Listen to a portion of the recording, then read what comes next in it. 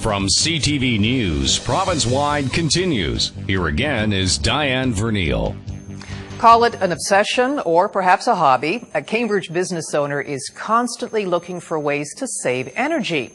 He's so good at it, in fact, that other businesses are now turning to him to help slash their energy bills.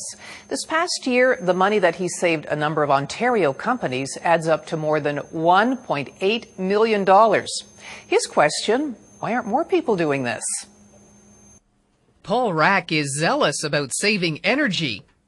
That's why he's installed automatic light sensors throughout Veriform, his Cambridge metal parts factory. People forget to turn lights off. If you're going to depend on people to do that, turning them on and off, you're going to find your lights are not going to come off. So really you have to automate. Automate. In the main office, there were 88 bulbs in the overhead lights. He took most of them out, leaving only 16 in place.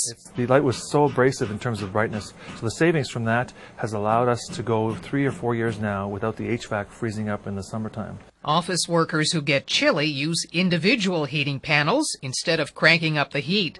On the factory floor, these old power-guzzling bulbs were unplugged in favor of more energy-efficient lights. So we changed them to the T5 lighting. You can see them by the long fluorescent tubes. They use about 52% less electricity, and they last twice as long. Paul turned off the fans, which he says weren't really doing anything, and turned on a new compressor, replacing this old unit. Even though it's half the rated energy, this one actually turns off. After it fills the tank full of air, this one turns off, and right now we're seeing a 90% reduction in electricity. He even rigged up a device that shuts off the heat when the bay doors are left open, a subtle way to remind workers not to waste energy. It encourages people to shut the door because they don't want to get cold. Absolutely. The system will make sure it polices them. There was no corner of the factory that Paul didn't scrutinize.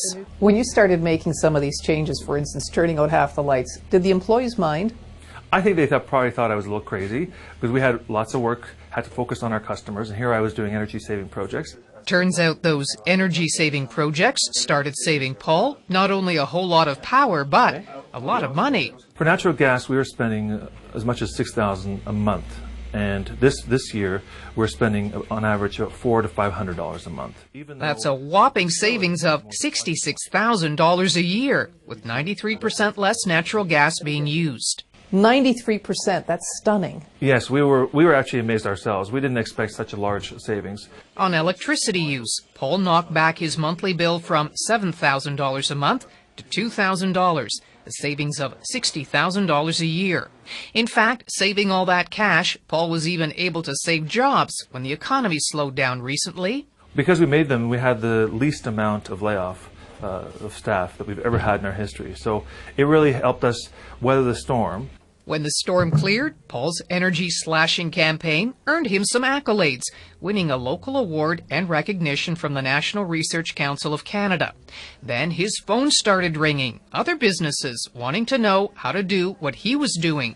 Up until that time, everything we did was internal. We didn't advertise it, we didn't tell anybody. But then we got nominated, won the Chamber Award, and then everybody was calling us. It was amazing. Paul says he was happy to share his knowledge. And at first we were doing it for free, just as a courtesy to our customers. But then we realized, we have a business to run. We can't do these things for free. We've got to charge for them. Hoping to strike dollars off his energy bill, bowling center owner John Dabos turned to Paul for an energy audit. I was watching it go up, and of course, we don't like to spend more money on expenses than we need to, any of us. So yes, I was worried. So what we're going to do is basically take the 4 bulbs that are in each fixture and reduce it to 2 bulbs that use about 70% less power. Paul zeroed in on the old light fixtures. He recommended that all of the lights be replaced with sleeker, more energy-efficient bulbs. We took a tour of the facility. We looked at different areas that could be checked, such as our HVAC, our lighting, things like that, just to see where the big savings were. In the bathroom, light sensors were installed and the old paper towel dispensers were replaced with more energy-efficient hand dryers. Paul says the audit here was easy, so he didn't charge for it. The work was basically changing the lighting, putting occupancy sensors in the bathrooms, and getting rid of the paper towels. After the changes, John has seen his utility bills drop. Even though the cost per kilowatt hour has gone up, we've seen a savings of 10% per month, which is excellent, which is what we thought we'd see, and it's great that it's actually worked out. Along with his bowling center, there's been a steady flow of business for Paul's energy audits, including a local shopping mall, a couple of Holiday Inn hotels, and the Chamber of Commerce. It's led Paul to setting up a new energy audit company called VeraGreen.